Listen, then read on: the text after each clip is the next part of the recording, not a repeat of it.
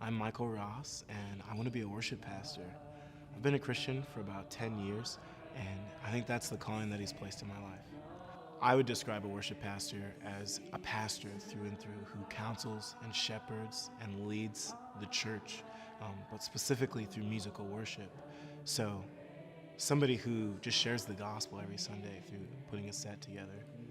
I've been leading worship since 8th grade, and I don't even know if I was a Christian back then.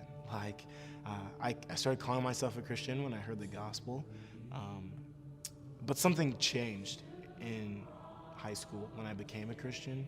I put faith in that gospel my junior year of high school because somebody kept saying, God didn't come to earth to give you a situation change. He came to give you a heart change. I really became passionate just about what Christ had actually done for me.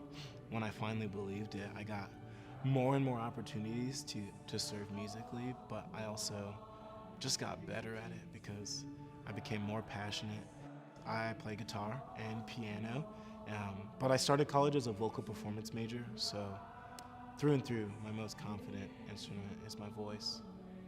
I just know that God has blessed me musically and as a leader, um, beyond just the work that I've put into it. But I also look at the opportunities that I've gotten.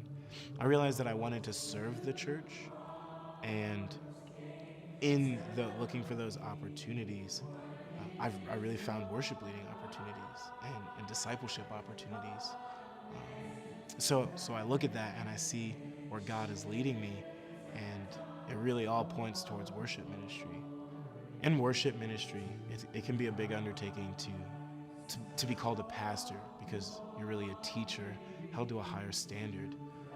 It can be scary sometimes to think that I'm going to have to stand before a holy God and give account to the way that I led His people. Sometimes I doubt that I'll be able to match up to some of the great leaders.